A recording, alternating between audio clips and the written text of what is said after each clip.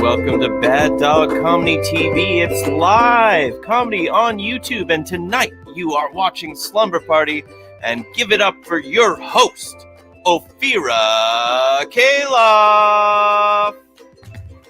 Hello! Welcome to Slumber Party, the show where I get to hang out on my couch and talk to people I like and eat snacks and get to be entertained by their amazing art and words and chats and things like that. Thank you so much for coming to the show and being here tonight. My name is Ophira. My pronouns are she, her, and they, them. And I am a white, fat human. I have long brown hair that's tied up in a bun. Not really tied, it's an elastic. Anyways, I'm wearing turquoise, thick-rimmed glasses, a white and navy blue neck brace, and behind me is a purple and gold fabric wall hanging because aesthetic. That's where I'm at. I am so excited for tonight's show because we have in the comments words and chats and things like that. These are a few of my favorite things. Mine too. Also, what a musical theater reference from the Tita Collective, which prepares us perfectly to introduce the special guest for this evening. This person is someone that is just one of the coolest artists in Toronto, in my opinion, which is therefore facts. They're a musical theater artist. They've been getting into comedy in the pandemic. They're a writer, a performer. I believe they're also a producer, and the host of a show on Bad Dog TV, Bad Dog Comedy TV, Drink Along Table Read. I will stop talking about them now because they will actually come and introduce themselves. Give it up for Avery Jean Brennan. Hey! Keep going. I do more things.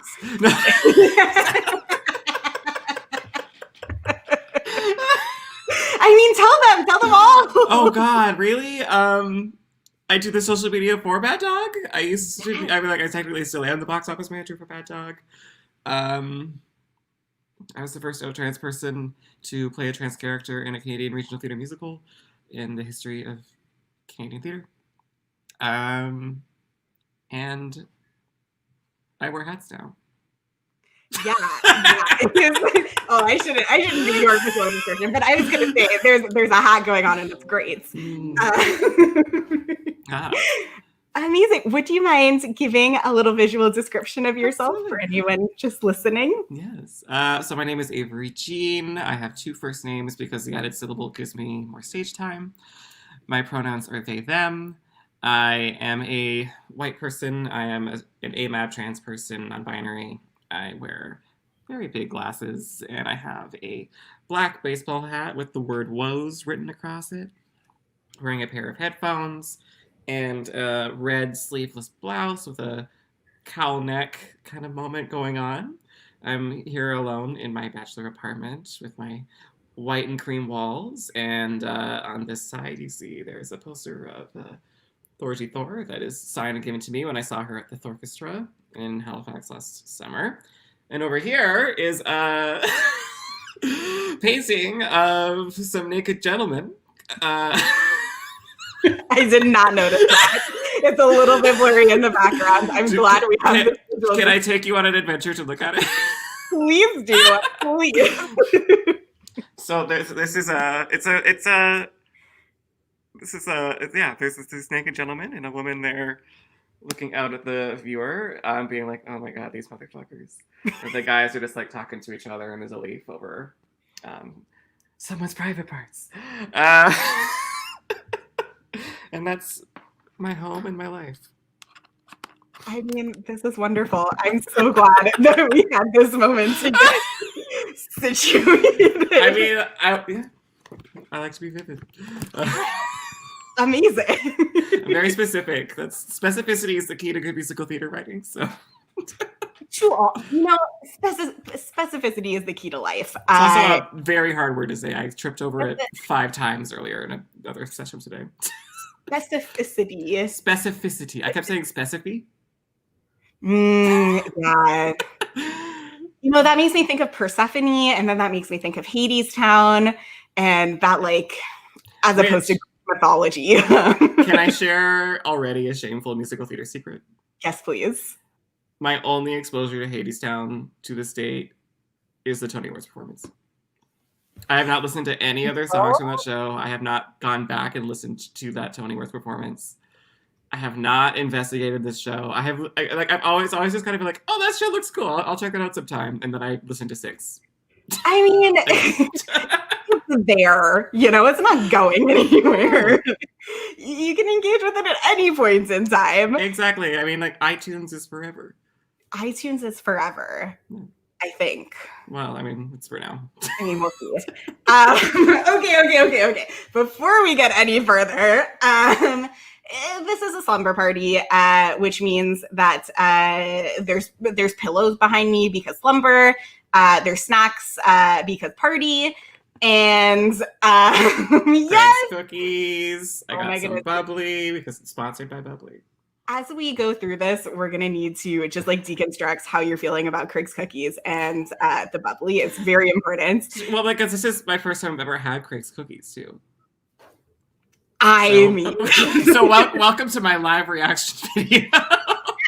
It's a new show. You know what? This is what people do at slumber parties. This is our stack reaction channel now. Yeah.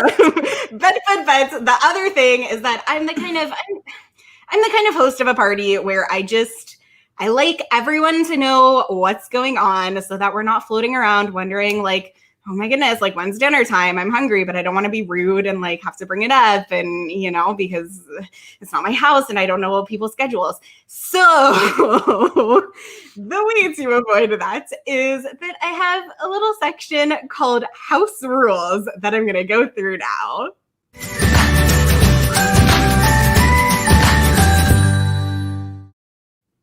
So the first rule of this party is kind of the most important rule. It is you do you. Engage with the show however you would like in whatever way works best for you. That's the wonderful thing about online streaming shows.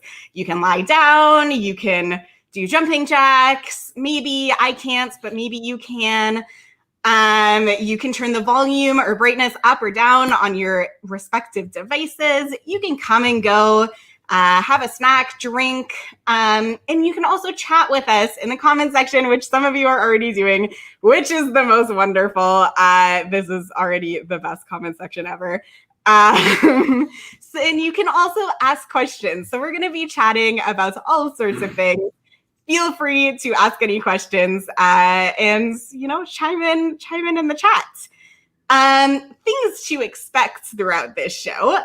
There will be integrated visual descriptions. So that's what Avery, Jean, and I did at the start of giving a visual description of ourselves. And throughout the hour, if anything visual comes up, we will also be describing that. There will also be an archived recording of the show with professional captions added in, and that will be available within approximately a week. And there will be music, and as already evidenced, there will for sure be silliness. Things that there won't be are any strobe effects. So that's anything like flashing on your screen, and there won't be any sudden noises unless we suddenly laugh. But we will try really hard to ramp up into laughter if that does happen. You know, like a gentle chuckle. Like just demonstrated. Brilliant. Okay. So for the next quote unquote rule, this party has a schedule because I'm just that kind of host. So the first thing on the schedule is the introduction and house rules, which amazing. We're already doing it. Go team. Next up, we're going to dive into snacks and chats. And this is when we will find out the whole story behind how Craig's cookies, how the experience of eating them is. Very exciting. Also an opportunity to ask any questions. We will not exclusively be talking about cookies, I promise. After that, we're going to go into the entertainment section. That's like when you have a movie night, except for this movie night, we get to witness wonderful work by Avery Jean, so we're winning already.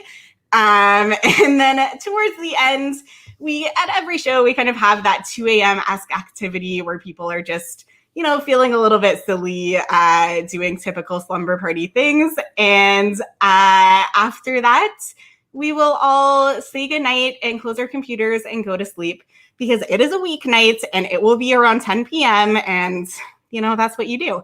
And the third rule, last but not least, this is a free party, but if you want to give a host gift, check out the link that I believe is right under this video. It's baddogtheater.com/slumberparty, and you can donate to keep the show going and also help support all of the other really wonderful shows on Bad Dog Comedy TV, including Avery Jean's show, Drink Along Table Read. Woo!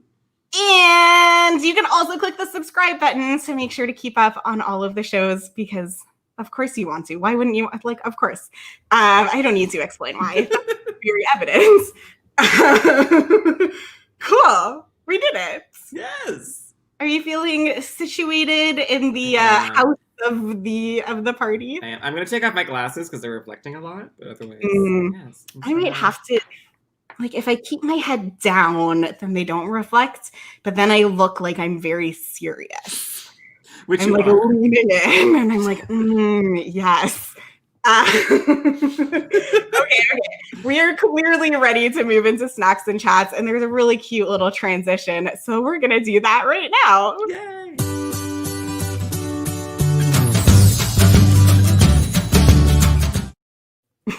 As a description, it was so cute. Yeah. That's my favorite one. I had fun in Canva. It's a yellow backdrop with a dancing popcorn person. Like the popcorn is the person. It's, you know, as I said, aesthetic. I don't think you did say aesthetic. I feel like I said in my intro. I just say it in my brain. I live alone and it's a global pandemic. So you know. Same. Yeah, I get it. What can you do? Well, that brings me to, you know, we're in Stacks and Chats. We're settling in. How are you doing? I'm doing. I'm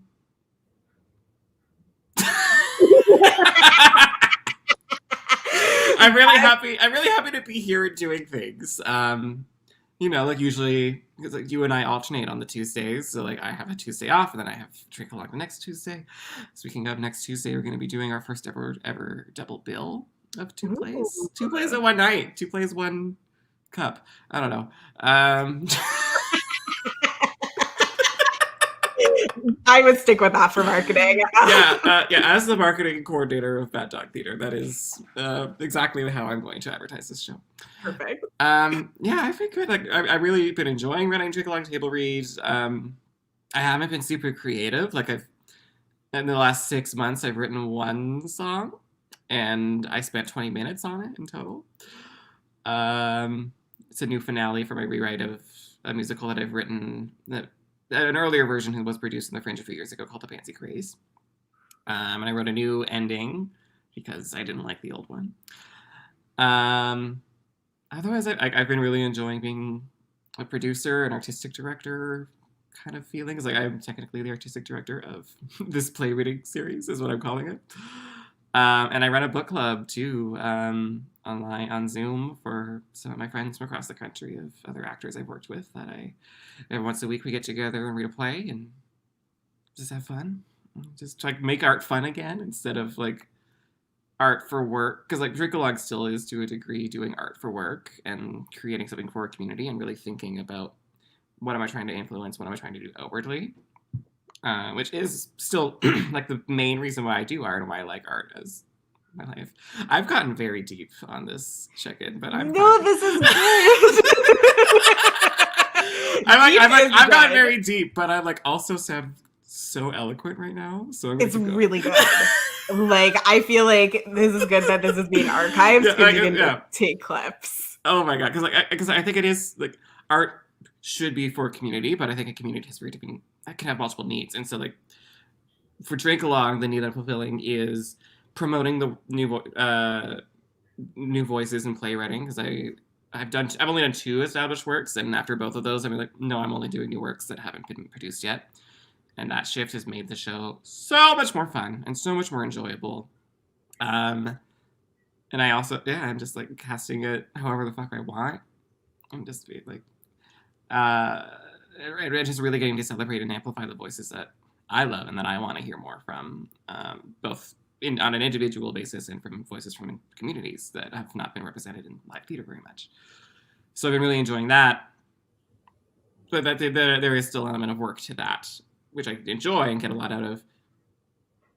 But like there's work and there's play, but it's still leaning more on work. A little book club, though, it's literally just like, what play do I want to read for fun? What role have I always just wanted to do indulgently but haven't been cast in? Or like, oh, I really, really want to see my friend read this role. Just like, it's just a closed thing with no audience, with us just getting together and reading plays and just having fun. And it took us a little while to like go from the like, I have to do my actor's homework and the prep and do all this, I want to do a good job, to like really strip that down and just like not care anymore. And just like how do we make art fun again, especially as people who, before the pandemic, our livelihoods were dependent on our art, we're dependent on catering to audiences, we're dependent on catering to community. And so like then I've been finding like, oh, this is actually still fulfilling the needs of a community, just a more specific one, and really creating an emotional connection between people as we do this, and really fulfilling people's need for fun and play through this ridiculous timeline that we're in. So I've been doing those things and getting a lot of enjoyment and fulfillment out of them. Yeah. That is incredible. I feel like as you were talking, I was like bobbleheading because I'm like, yes. Yes. Yeah. You know, like, especially the thought of your book club. So when we first met each other in person, you asked me, you were like, you know, what kind of roles, like what are your dream roles in musical theater? And I have never been asked that before. Ever. I forget what I answered because I remember being like, oh. one of them was Yentl. Oh yeah. Because Piece of Sky is a brilliant song. Yes. That you would sound excellent doing. I mean, like Jewish and also all of the like to me, yes. There's so much. I mean, to everyone, there's so much there. And we both said Mama Rose for ourselves. Yes. Honestly, I was like 5 years old and that was my dream role. And I was like, oh, I gotta wait, but like one day. Yeah. But just because like as a kid, I used to just like in my brain sing anything. And then I feel like as you get into the industry and as you start thinking about like, well, what might other people cast you as and start focusing on the work aspect, especially with other factors of like if no one will cast you in general, or will only cast you in a very specific way, to find that part of just, oh, this is what I enjoy. Like this is what brings me fulfillment and joy, and I can share it with people, and that's it. Like getting to reconnect with that side of it, like the reason why all of us started doing theater or art in some form still kind of comes back down to that one. And then we've had to really, through the way that the world of the industry is set up, have to navigate now like the other people involved. And so like it's been nice to do. You should come. Can I add you to our Facebook group? Oh my goodness, yes, please. Right. Was I too subtle?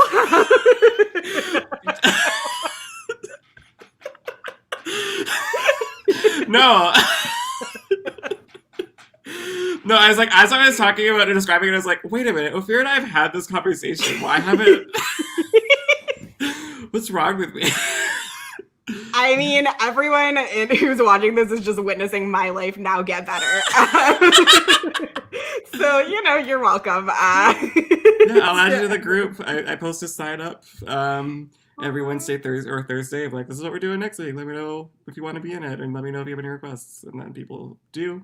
And I run it now with a dear friend of mine, Kira Renee, who is a administrator from Why Not Theater, cool. who also just likes having fun. And like, she's a wonderful, incredible Black playwright and singer and actor and administrator and producer herself. And so we're just collaborating on creating this fun sense of community. And like, we do a check-in before we start where we say our names and pronouns, because people within this group, like our pronouns, some of us have changed them since quarantine's happened or gone back and forth on certain ones. And like this week it's this week it's that. Talk about our access needs for the night. And we just talk about something that brought us joy since the last reading, to like just like still connect even over these like Zoom calls with like 20 people on them. So you can't like have a long conversation, but you can have like a designated time for like, this is your moment to talk and this is your moment to talk, and structure. Like house rules. Yeah, house rules. Exactly. It's exactly like nice. exactly. And then we do a checkout at the end where everyone gets a turn to talk about whatever they want to say on their way out. Like, you can respond to the play, you can choose not to respond to the play, you can talk about how just literally anything. Like, you guys did great, or this play made me think about this thing. We were like, yeah. That's so lovely. It's just fun. And then we hang out. I've been searching for ways to have fun. I realized I don't have hobbies. Everything I do in my life is around work, and a big thing for me is just like, what do I like? Like, what? Yeah, it's been really interesting going in the reverse of like a hobby that I turned into work that I'm now turning back into a hobby. Yeah. Also, as I'm talking, I'm literally opening up Facebook and adding just so you know, and for accountability that it's recorded that I am sticking to my word. There will be like captioning, knowing that just writes it out. I feel so honored. I also feel like I vaguely manipulated this scenario. No, I was literally thinking about it like as I was like, am I going to talk about book club? It's like, I am going to talk about book club, and then I'll find a way to ask Ophira into it.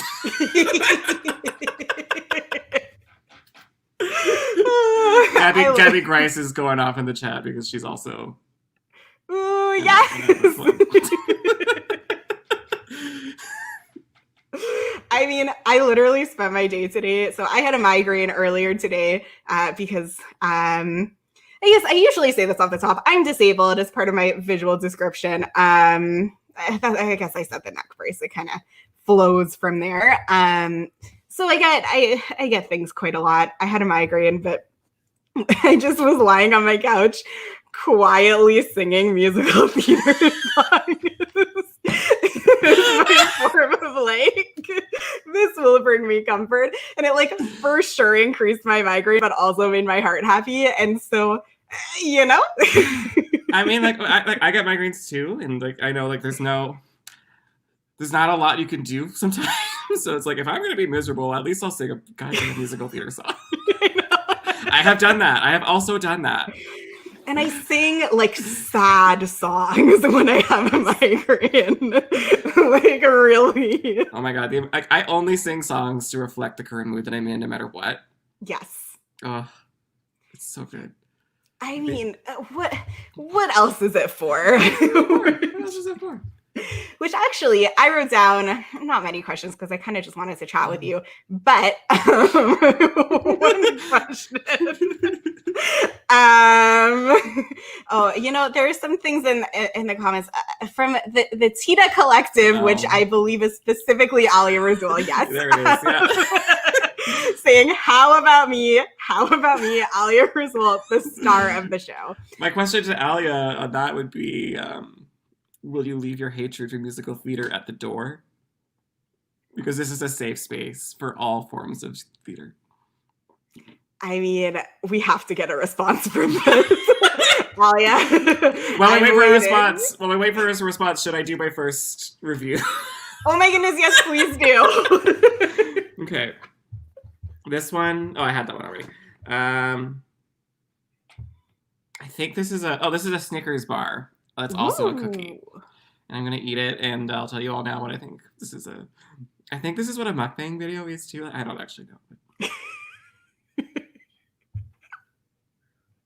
Oh. Mm-hmm.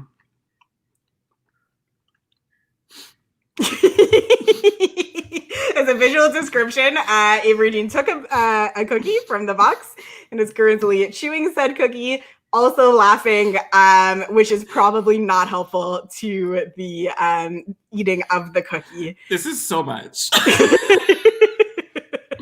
This is so much in my mouth. And that is a sentence that I now have said that's recorded on the internet. But this is really good. Also, we've heard from Alia. Alia feels attacked. And you know what? It's because you were. Yeah, I really... I can't say that that's not what happened. Alia has attended 2 musicals with me, at least, maybe more, but for sure 2. So, practically. Which ones? Come From Away and Hadestown, both in New York. So that was yeah. Well, I haven't seen Hadestown. I have seen Come From Away, but only the one here in Toronto because a good friend of mine is in it. Mm. So, Alia, you better watch what you say about Come From Away. Alia loved Come From Away. Good. But also for both of the shows, we did standing room because Broadway's expensive. But I use a power wheelchair that elevates. So it was great. I was so comfortable. I just elevated up even a little bit above what a standing person would be.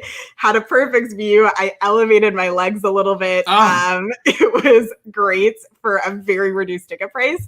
And then Alia was behind me, actually standing through these very long shows. Oh gosh. So there's no intermission in Come From Away either. Nope. So I did feel quite guilty. And it may have perhaps shaped our different experiences. Just a little, just a smidge. Alia commented, "Wow, yeah, it must have been nice of Ophira." It was nice. That's for sure how one would describe it. Ooh, okay. Alia had a great time standing through musical theater. So no matter what, Alia had to give the shows both a standing ovation. So if Alia hates musical theater so much, then why does she always give them standing O's? That's the real question. It's true, because our measure of a show's success is by standing ovations. Exactly. That always works out. Yeah, I've seen a number of shows that absolutely deserved them and definitely got them, and absolutely did not deserve them and still got them. I've seen shows that got them and then people didn't like them. Yeah. Some of these shows I am contractually obligated not to say what shows they were. Oh my goodness, this is so tempting. But contracts, what can we do? Yeah. Okay, I'm going to ask you a very quick question because we have to, All right, you've had questions. I mean, no. It's that I want to, we have to show your work. Why? Because it's exciting. It is. It's very exciting. But leading into it, why musical theater? Oh my gosh. Yeah. I literally was talking about this earlier today on another show that I was doing. Booked and blessed. Why musical theater? I think I grew up mostly as a musician before I actually discovered theater too. Like I started playing piano and singing in choir and finding music as my expression in life. Like I was literally learning how to read music as I was learning to read English. And like just like that's just always been how it's been for me. But I never really enjoyed the stuffiness of the classical music world, which I know you also are familiar with. Tell us more. I was remember doing my like piano conservatory exams and just like I hated every piece I was playing. I loved the piano. I hated every piece of music that was put in front of me that I had to learn. And I hated like you have to do it like this and blah blah blah. And like for me storytelling is still I always knew that I loved the storytelling songs the most. And I was first introduced to a musical. I saw the movie version of West Side Story when I was 3 years old. And I loved it. I lost my entire mind over it. And I was like running around the house just singing America all the time. As a kid, there's something about the storytelling element of a musical theater song and like how and the way that it's a scene at its like highest level of intensity, like the climax of all of these scenes that happens in these songs. Just I don't know why. It just appealed to my dramatic sense of nature. The drama of it all. It's like I got really invested in musical theater. I, as a kid, started taking musical theater classes. And then when I was 14, I auditioned for my first professional show, which was Oliver at Neptune Theater in Halifax. And I got cast as one of the orphans in Oliver. I auditioned and didn't get cast as a child, so For the same production? No. Okay. In Ottawa, Got it. And so I remember doing that and like meeting all these people, including Jeremy Webb, who's now the artistic director of Neptune and a dear friend of mine. He was in the ensemble for that and the understudy for Bill Sykes. And during that, like it was like I was 14, so like grade 9, just like. At least for me, like it was around the time where I was starting to think about like what kind of career do I want to pursue when I finish high school and what am I interested in? And like at the time, like up until I did that show, like it was video games. And I was like, I want to be a video game designer because like I was really into video games and I love the storytelling of video games too. Like it always came back down to storytelling. I was like, I'm gonna write video game stories. And then I did a musical and I got my first paycheck, I remember, after our first week of rehearsal. And I was like, I can get paid to do this? I'm sorry, I can get paid to tell stories that are told through a combination of song, movement, dialogue, and so many more things that we're adding into the mix of musical theater these days, and reinventing the way that we do them. And just, it got me so excited, and I did more and more shows through my teen years, both community theater in a school and more professional ones along the way. Like I did a touring musical about bullying that went around Atlantic Canada, where I played a bully in junior high school who was bullying this boy who liked breakdancing. I was like making fun of him for breakdancing, which even at the time I was like, why am I making fun of someone for doing something so cool? But I mean, like, when I was in high school, those were the coolest so kids. Cool. And like, but like I was like, oh, it's ballet boy. It's like my dialogue and that stuff. I was like, no, breakdancing is super cool. Anyway, so I did that. I did that for a few years while in classes, like going in and out of school to do shows around the provinces. And then I went to musical theater school, and like it was really about performance for me for the longest time. And like I still really enjoyed how things are put together, but I was really focused on the performance. During my first year of theater school, though, is when I realized that I was trans. And this was years ago, at a time before even Orange Is the New Black was out. So like I hadn't seen a single trans person in any form of performing arts media at that point in my life.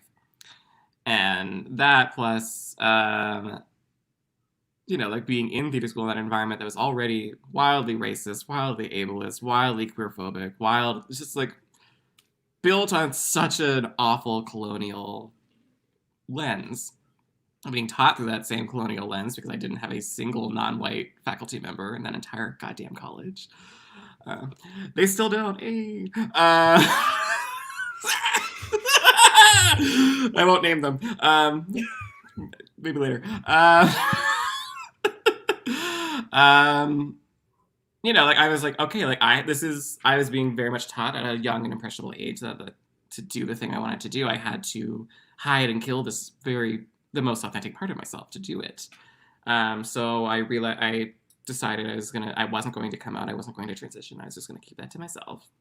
And suppressed it like so hard that like I actually spent a few years forgetting that I was trans. And I graduated and I worked. I worked a lot on stage. As soon as I got out of school, booking lead roles across Western Canada, and ensemble and other shows. And I never quite joined Equity because I was like, I'm not ready to do this. There's something kind of pulling me in the back of the head. It's like, I'm not going to take the lead in the union. So I always kind of like spaced out the Equity contract. So they never accrued enough contracts that I had to join, credits that I had to join.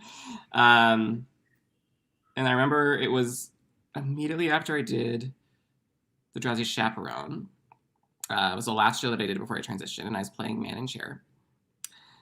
It was just a great role, and it's a role about someone that the story of that character in that show is this man who's just recently gone through this very painful divorce. So that the subtext of the show is so that you can really tell it's like, oh, you realize that you were queer, yes, and you were married to a woman, and that didn't work for you and didn't work for her, and you had to become your more authentic self. And so like doing that and going through that journey as an actor for me was the like,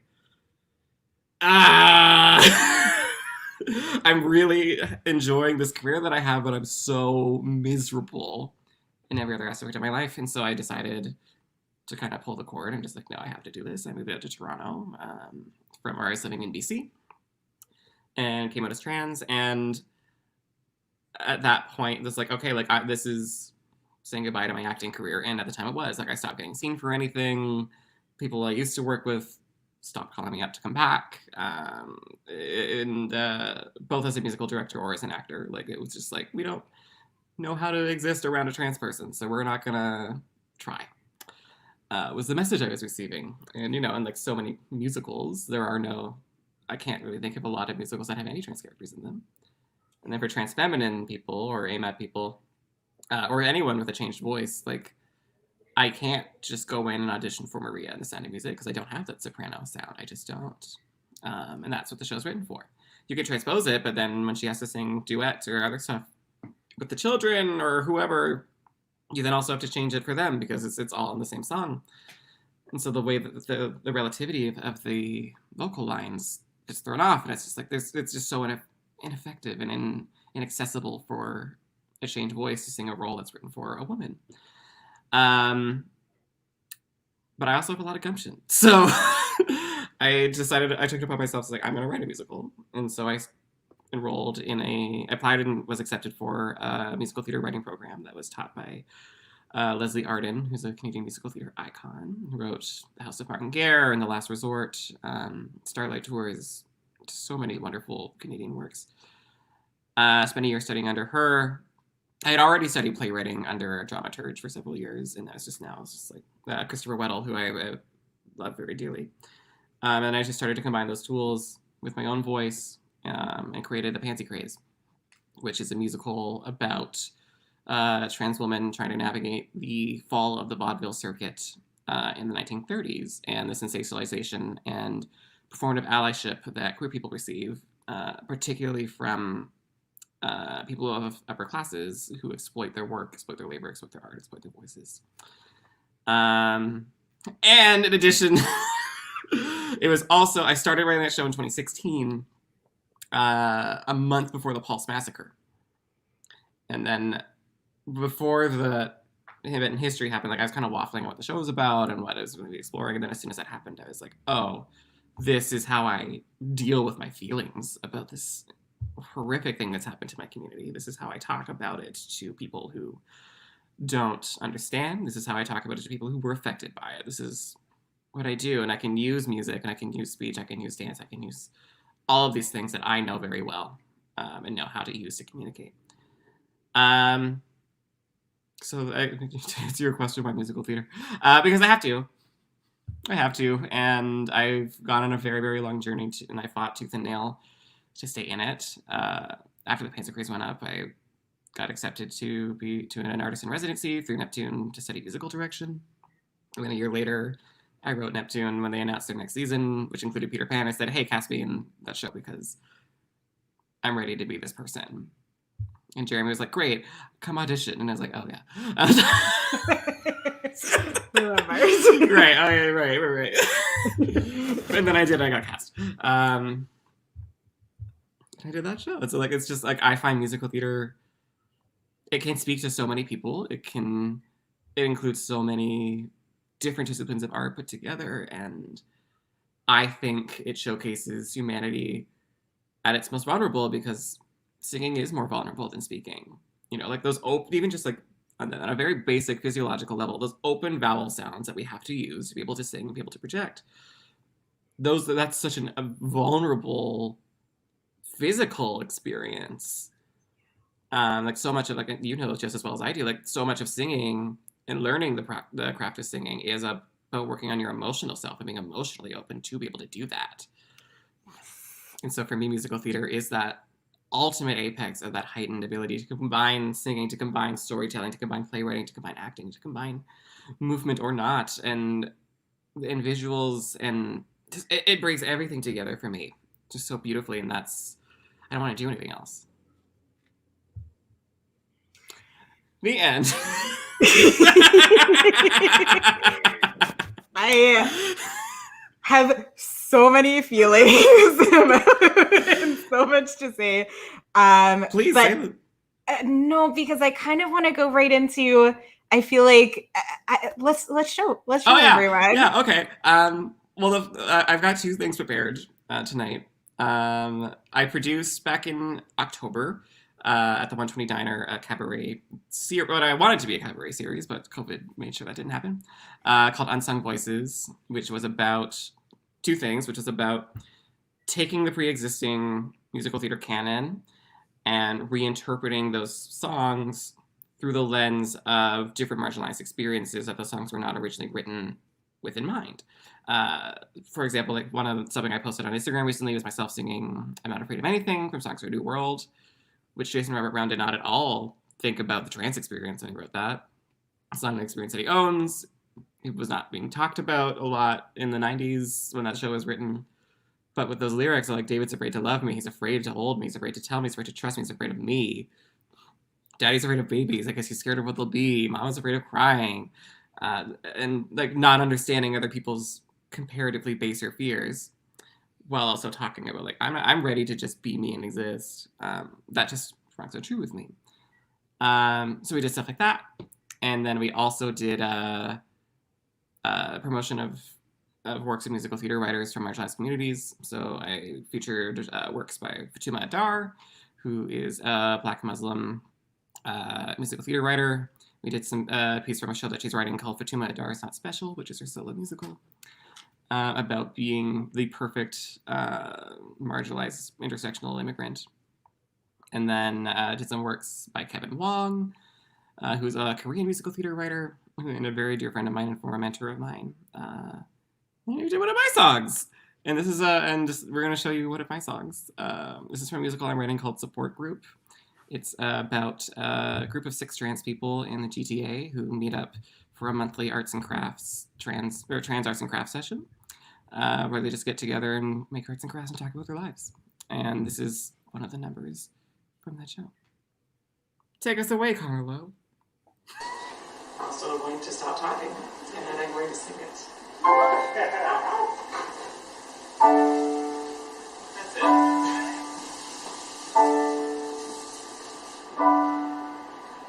For the first time in my life, I know the person in the mirror. She's standing proud and tall. All her features come out clearer. For the first time in my life, I hear my questions drawing nearer. Do I want her? Do I trust her? Do I love her? Do I fear her?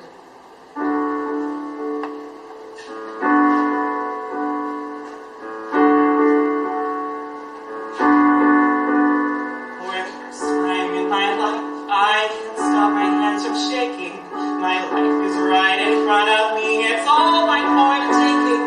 For the first time in my life, I know my heart is finally waking. And it's stretching, and it's searching, and it's longing, and it's breaking. Cause one girl can spend her day explaining her life. How come she's so tall? Why are her shoulders so wide? Life is survivable if I just stay inside. Should I be what they want? Or should I step outside?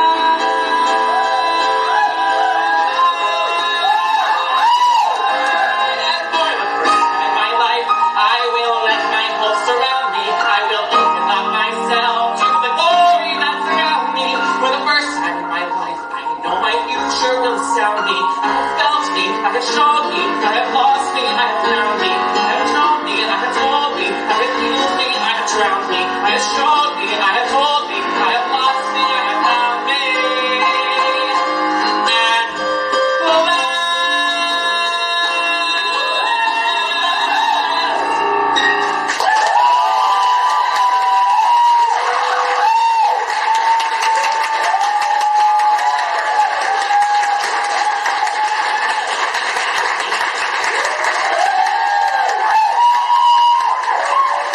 Thank you.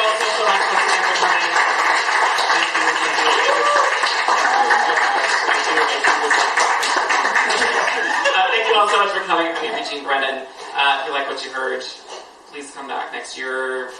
Location to be announced, on dates to be announced. Follow me on social media at Avery Jean Bean on Instagram and Twitter. I was posting it everywhere. I'm very loud on social media. I'm so sorry. No, I'm not. I like attention.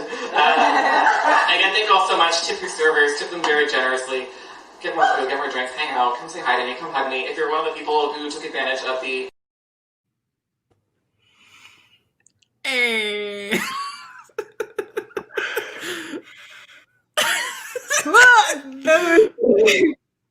This is my first time watching that, and it's still freaking got me. Oh my god. Meanwhile, so I'm sitting here just being hard. like, oh, I should have pulled the tempo back a little bit. Also, as an audio description for that, that was at the 120 Diner. I am standing there wearing a black dress. I have my long brown hair is down and pulled back, or slicked back and down past my shoulders. I'm wearing my glasses so I can read my own lyrics, which I still screwed up during that performance, even though they're right in front of my face. Turns out singing your own works is very vulnerable. And I'm standing up on a stage in front of a microphone, and not seen on camera is the pianist for that show, which was a very, very dear friend of mine, Scott Christian, who also is a musical director within the comedy community too, and I love him to pieces. I'm very grateful that I had him for that whole show. So that's the song I wrote. I don't know, you talk now. So I just have this, hugely emotional, like transcendent experience watching your work, and now I form words. Cool. That's totally a thing that I'm equipped to do. I don't know. That's my song. Looks, I only have false bravado. I don't have real bravado. I can't talk about my own stuff for real. I don't know. I'm here just like, that's my song. It's a thing that happens. Oh my goodness. Stunning in all of the in all of the meanings of that word. Oh my goodness. Yeah. Musical theater. Shit. That's what it can do. That's a show I haven't been able to work on a lot in quarantine just because it is set in the time that the show's being seen. And it's hard to write a show about people who meet up once a month inside of a space right now in Toronto. So I'm like, you know what? I don't, and also the ways that the pandemic is disproportionately affecting queer and trans people. It's like, I will inevitably have to talk about how that went down in that show.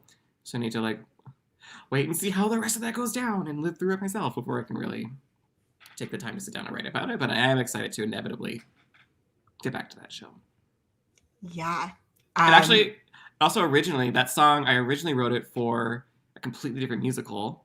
I was writing my own adaptation of Cinderella, where part of the story was Cinderella realizing that she's trans. So she starts off, she's an AMAP kid with younger stepsisters instead of older. You know, like not really just not enjoying life as a boy.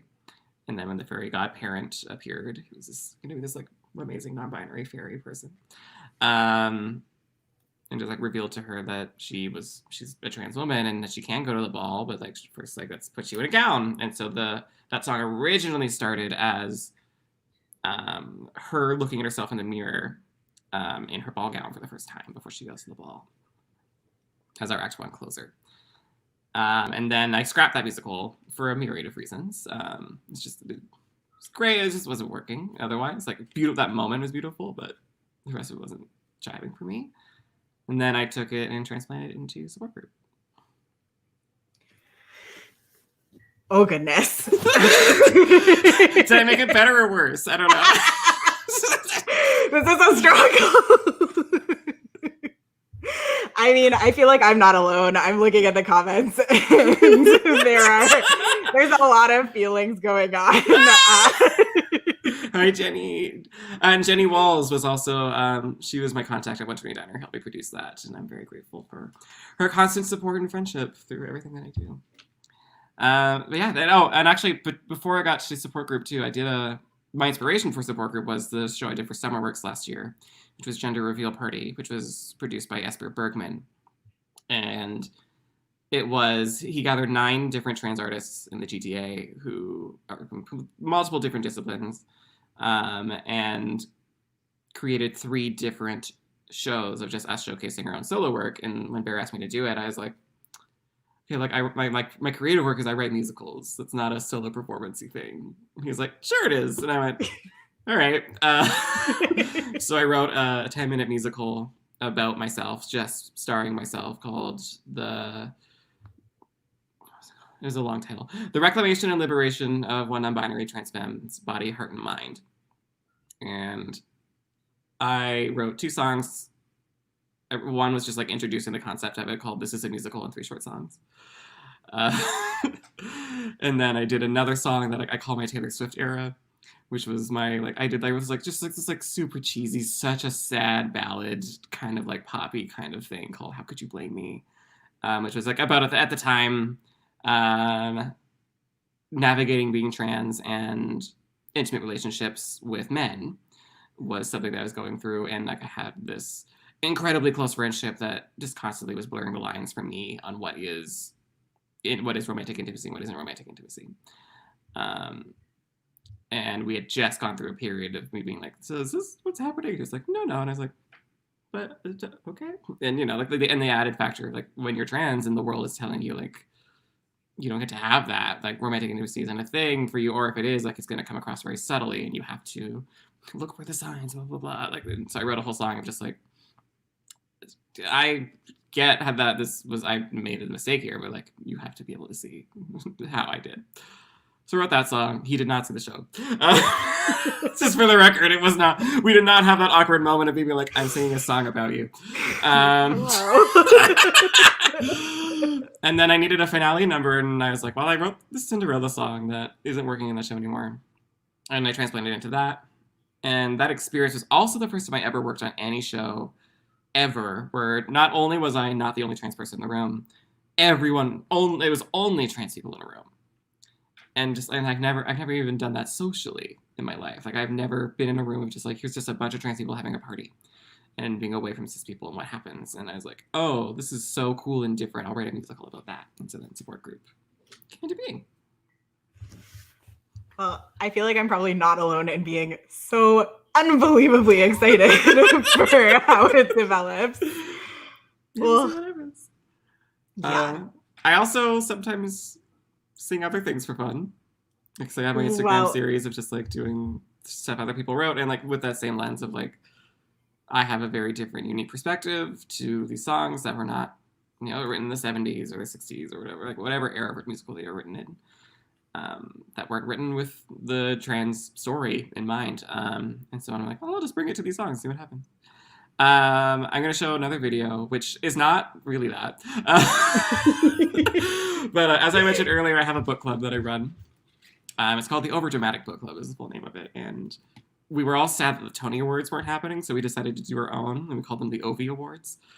And we just did these like fun, jokey awards of like best COVID haircut or like gayest moment, like kind of things.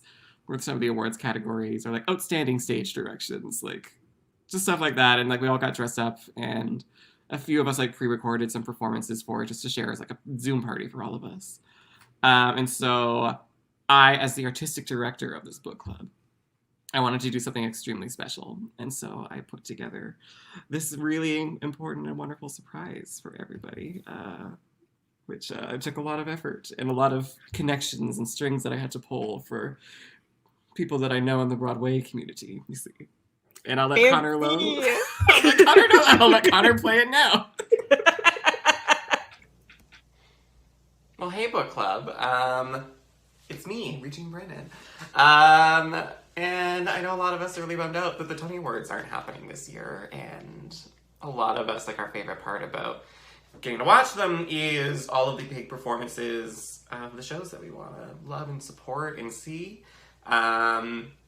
So I thought it would be really great to bring to you a performance that would have been at the Tony Awards this year. I got in touch with my friends over at Six the Musical. As many of you know, I'm friends with Andrea Macassette, who plays Anne Boleyn on Broadway right now. And I said, like, hey, like, do you mind, like, putting something together for my book club? And they said no. But instead, I'm going to bring you Six the Musical anyway. And much like Cher in West Side Story, in the perfect version of that show, I will be playing all the parts. So here is the Mega Six from Six the Musical.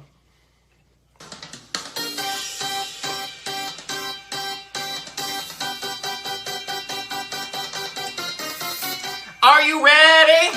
Book club, here we go! You must think that I'm crazy. You try to replace me, but baby, there's no way. If you thought you could leave me, you must think I'm naive. Please believe me, there's not sorry. Sorry, not sorry about what I said. I'm just trying to have some fun. No way, don't worry, don't lose your head. I didn't mean to hurt anyone. You can LOL, you can say oh well, you can try but I'm unbreakable. You wanna do your best, but I'll stand the test. You'll find that I got a heart of stone. All alone on a throne in a palace that I happen to do all you wanna do. Too bad I don't agree, cause I'm the queen of the castle. Get down, you dirty rascal. All you wanna do, babe, is sing along to your favorite queen song. All you wanna do, babe, is love me, la la la la la la la la love. No, I don't need your love, no. It's time to rise above. No, we don't need your love. Cause we're so much more than divorced, beheaded, died, divorced, beheaded, survive, we're six. It was so hard. Happy Ophira Awards, everyone. You're all winners.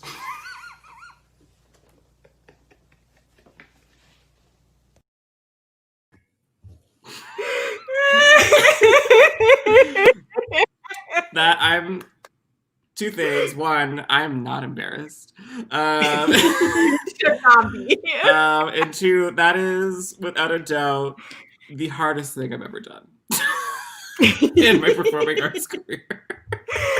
So to give a little visual description, in that video, Avery Jean was singing to the camera, but holding up. So that song, Mega 6, is the finale number in Six the Musical, where each of the six queens, they're the all of the six wives of Henry VIII.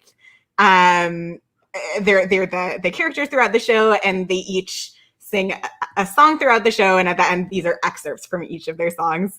And to represent that, Avery Jean had paper with each of their names on it, choreographed perfectly, brilliantly. Not perfectly. You could see the panic in my eyes as well as part of that description. The entire song, and it's a number of times where I screwed up to the next pieces of paper because some of them go real fast, and I did not practice it before I did it. And I was like, no, I'm recording this once. I'm not doing another take. I was like, you know what? This is live theater. Pre-recorded live theater. It brings all of the magic of live theater, but you can watch it over and over again. Yeah. So, win-win. Win. All of the winning. Yeah. All I do is win. So. Oh, dear. As an award-winning musical theater writer myself. Yes. Well, okay. We spent a little bit more time on some things at the show, which is totally fine because Slumber Party is a relaxed performance, which means we go with the flow as one does at a slumber party. Contrary to my establishing very clear rules at the beginning, we go with the flow within these boundaries. Yeah. I think that's a fair thing. And if it's not, it doesn't matter because it's my show. So I get to do what I want here. So all of that to say, we're going to count that final piece as our silliness of the evening. Because honestly, I feel like that would happen at a slumber party. I feel like that's very rude of you to say, but my very dramatic performance. You know what? I do apologize. Performance of the Mega 6. I also need to clarify, like, I don't want anyone to think, like, Andrea and I know each other because we went to school together. Like, we're not, like, super close friends. I just am a big fan of her work. So when I was like, I'm very good friends with Amy Lynn on Broadway, I was just trying to set up a joke. Just so her representation does not come knocking on my door being like, how dare you? How dare you try to be friends with this person you're actually acquaintances with? But I love her very much, and I love her work. So. Friendly acquaintances. Acquaintances with all of the goodwill. Exactly. Which, it's great. That counts as friends. Yeah. Well, we hung out at school. We had a good time in school together. Yeah. I mean, that's friends. That's for sure friends. She was a soloist in my musical direction exam. Oh, cool. Yeah. See, if we're not counting those people, then my friends list, it's getting shrinking out. So for sure in that tier. And I've been waiting forever to say I have a friend on Broadway, so just gonna round up. I mean, you got to take advantage of the opportunity. Exactly. Like, my best friend Andrea plays Anne Boleyn. Six on Broadway.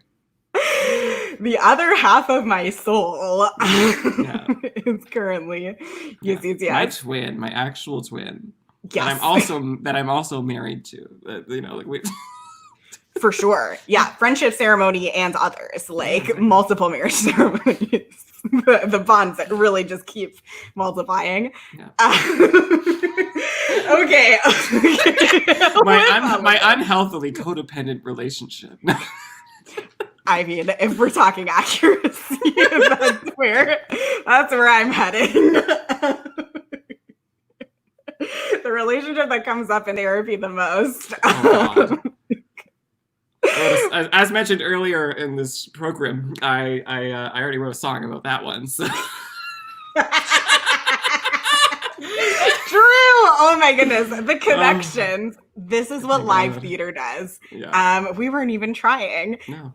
The codependency will always find a way. Well, we are at the end of the party, which honestly I feel like we are. we're in our 2 a.m. Sugar induced musical theater. Ooh, another bite of the cookie. This one has a Pop-Tart in it. Oh boy.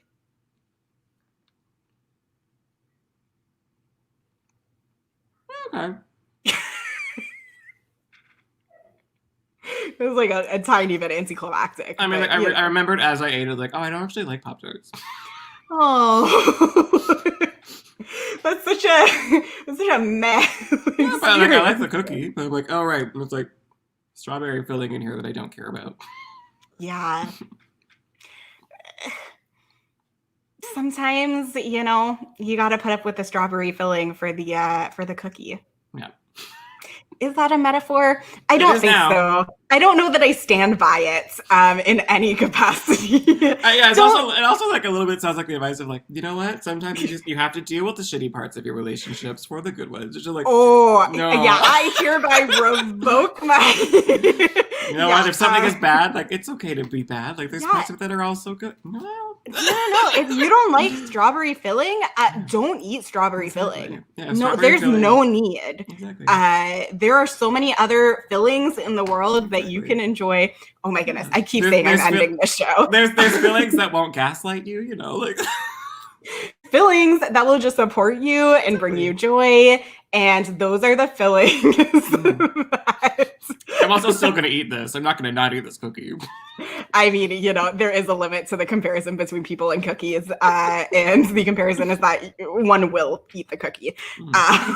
It's just going to happen. I mean, as long as it's like, you know, a fine cookie. And Allie is with me. Whereas, well, Allie agrees Pop-Tarts are bad. Yeah, we have a verdict, the official Slumber Party position. And I am wrapping up the show. I promise. Wait, one more thing. No, I'm kidding. Well, no, there is one more thing. Where you mentioned Instagram. Is there any links or things that you would like people to know? Yeah, my Instagram and Twitter is exactly the same. It's at Avery Jean Bean. Bean written to rhyme with Jean, be the same spelling, so Bean. I post Twitter's more for my like political thoughts, and then Instagram's for fun, and I do short videos on there too, and singing videos. And you know, Drink Along Table Read is also on the Tuesdays that your show isn't on. Yeah, so just book off your Tuesdays. Yeah, just every Tuesday, watch one of us do something. Next week, I'm going to be doing 2 new works by 2 non-binary playwrights. We're doing a show called Bowser the Schnauzer, which is about a non-binary person who is struggling with the after effects of their breakup, and they get really, really, really stoned, and then their dog starts talking to them to help them through their feelings. And then the other play is called Maria Manuela Goes for a Drive, which is about a Portuguese immigrant woman who the only thing she feels she has control of in her life is the car that she's driving. And in it, her gay boyfriend proposes marriage to her, and she has to also navigate her own coming out during that exact same discussion while driving down an Edmonton highway. They're written by 2 wonderful non-binary playwrights, Stephanie Hunter from Halifax, Nova Scotia, and Robbie Medeiros here in Toronto. And they're both only 10-15 minutes long, and they'll be acted by Robbie Medeiros himself and Bad Dog's own Gabby Grice. And that's going to be super fun next Tuesday at 9 p.m. Eastern. Oh my goodness. Yes, everybody writes that down in your calendar. It's very easy. It's the same time slots, but this was just next week. So you can just, copy paste. Copy paste, very simple on your, iCalendar, Google Calendar, whatever it is you use. Amazing. Well, thank you so much. For joining the Slumber Party and for sharing your work and your thoughts and everything. Your painting, honestly. Yeah, I made that. I have no mastery over visual arts. It's a wonder I can even do my makeup. I'm not wearing any tonight, but like makeup was a struggle because like I do not have a steady hand. I have, from years of piano and office work, I have tendonitis in every single joint on my right arm. So it's just like steady movements. It's just not going to happen. And you're all going to have to be okay with it. I can I can relate to that not a steady hand business. What happens, and everyone else can deal. To everyone watching, thank you so much for joining us. This was so lovely and fun. If from that Mega 6 performance, you're like, oh, I want to actually know the context of that musical. Mhm. The album's on iTunes, so great. It's Six the Musical.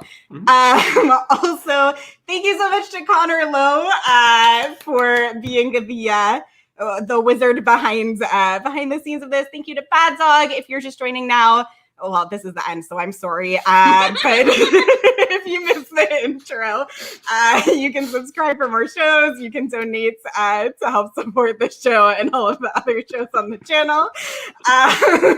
My name is Ophira. Sorry, if you're just tuning in now, suck it. I mean, I apologize, man. I'm sorry. If that happens, tune back in 2 weeks or catch the archive version. You have options, is all I'm saying.